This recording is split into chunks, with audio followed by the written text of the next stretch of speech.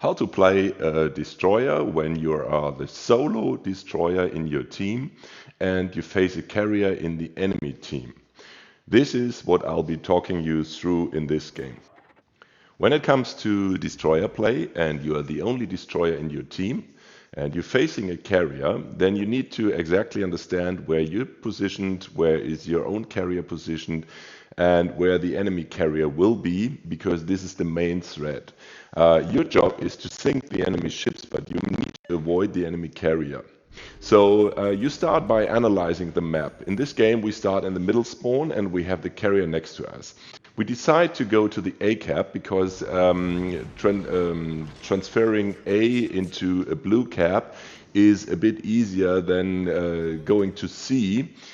Because the carrier can cover C more easily than A.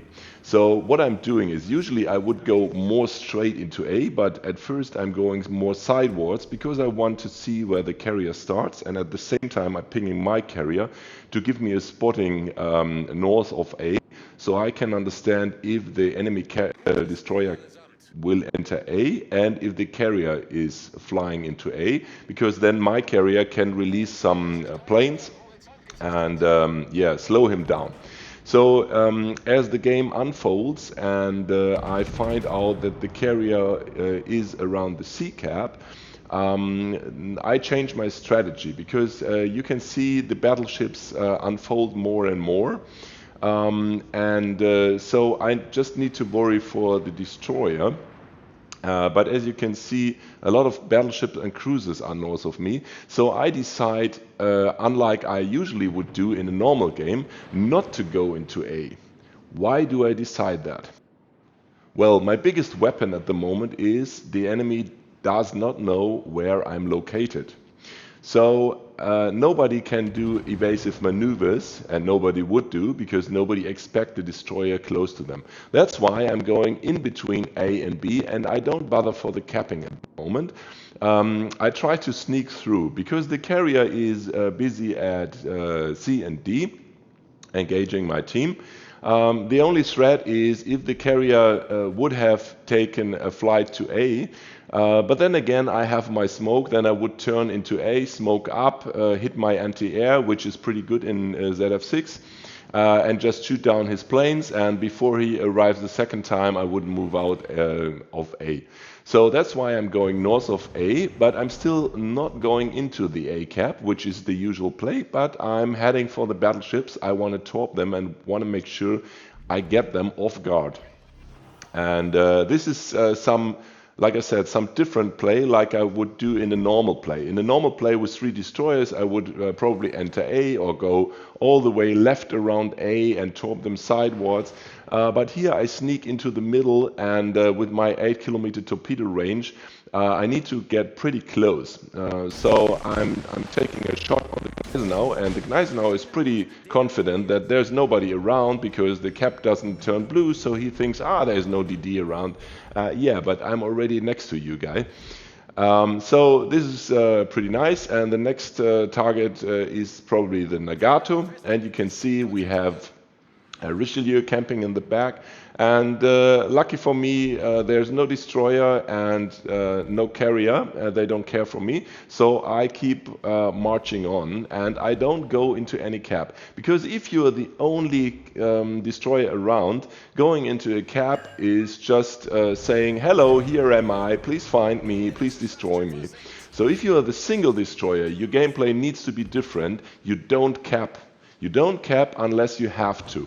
If you can make up with kills, your team will win the game by points because you do enough kills. If you cannot make sure you get the kills, if you're just traveling around in the back and you don't hit anything, forget about that, go for the cap. But if you can make sure you kill the ships, this is the better way to go, and to really kill the battleships, especially if you're in a game like this where you have a lot of battleships and you want to find the destroyer here. So on the way to the destroyer, I'm torping all the ships, and now I'm thinking, do I go for the Richelieu, which is pretty confidently camping here, doing a little bit reverse, a little bit forward. But if I would torp the Richelieu in a few seconds after the reload, he would know I'm around and the carrier would have time to escape. So I leave the Richelieu for the moment and I straight go for the carrier, because the carrier, the last thing the carrier expects is me.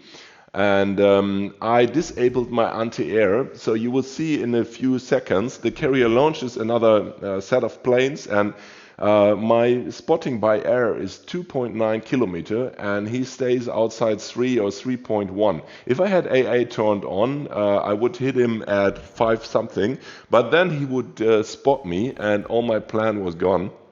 So you see I'm in range now and he's on the travel with his plane, so he doesn't expect me, he doesn't move, he just sits there like 90% of the carriers. So I get my 2 sets out and now I'm just hiding here. I don't start shooting because I don't want to alert anybody. But as soon as the carrier is close to my torpedoes, or my torpedoes are close to the carrier, I switch to AP and I open some more salvos, because I'm not sure how many torpedoes will connect to the Kaga. Maybe just 2 or 3, and a slight damage is needed, so that's why I'm opening up with HE and later on AP. And unfortunately I was hoping my carrier would do some spotting, but you see 4 torpedoes connect, so I'm happy. But I need some visual here with my nice smoke, and soon I will get the visual on the Richelieu so I can open up fire. And yeah, we're starting to burn down the Richelieu, and since the Richelieu is chasing into the cap and into the BB, which is approaching him, I will continue shooting him, because the Richelieu does have guns to the front only, and since he's focused to my battleship, his secondaries cannot reach me. And the only threat to me is the cruiser to the left of the map, like if you do like in A3, if you would count them from left to right, ABC. So you see the cruiser which just popped up. I need to be careful a little bit that he doesn't hit me.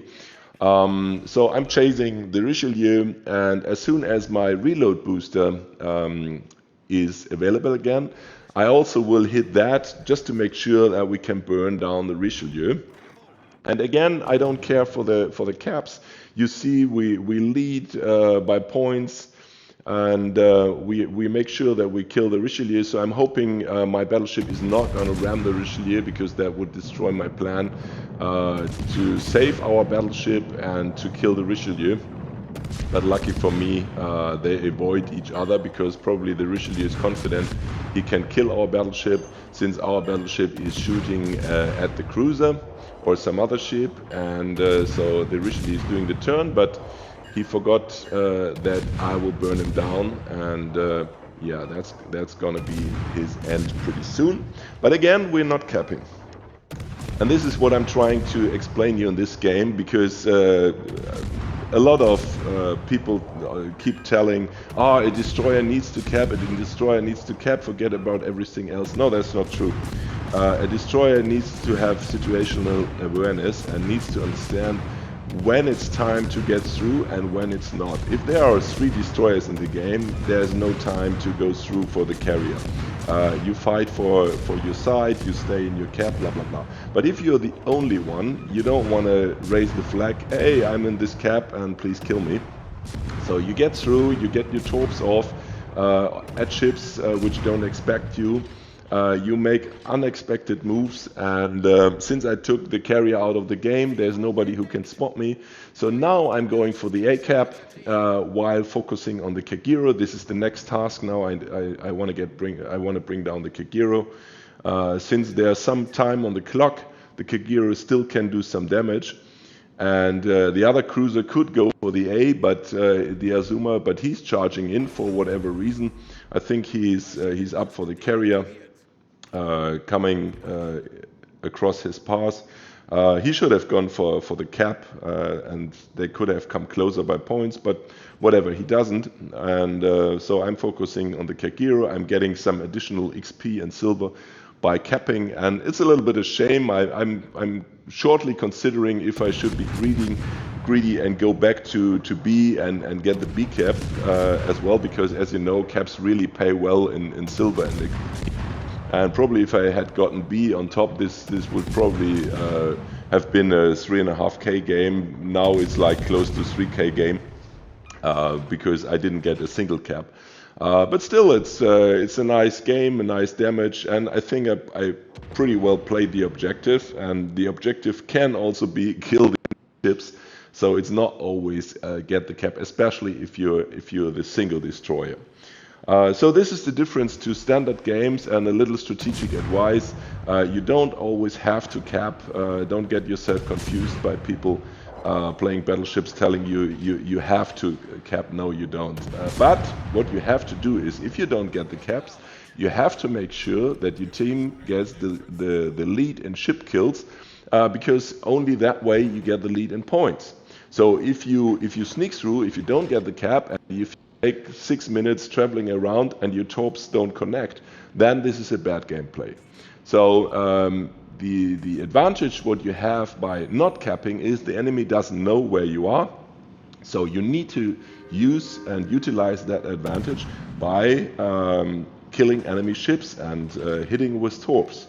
So if you can make sure you're gonna hit some unexpected battleships, then this is a good play. But it can turn out to be a bad play if you don't hit anything. So make sure that you evaluate your odds and your chances to kill enemy ships in such a gameplay. And if you think they are worth the risk, then don't play the conservative way. Play the more aggressive style I do, and you see you can have a good game here. So I'm approaching the Azuma now. Again, I was quickly thinking on stopping fire and maybe waiting for the Azuma to kill my carrier and my cruiser, and then still we will win because I would get 1 or 2 more caps, and that will be really selfish, greedy gameplay, which I could have done here. But then again, I decided now let's go for the kill. So I released the torps, I switched to AP because we have a wonderful broadside Azuma, and German AP is very devastating. It does a raw damage of around 3K. So even though the dispersion in ZF6 isn't the best, you see a lot of shells miss the target at this distance. But once we hit, we do some decent damage, and then the final torpedo hit strikes.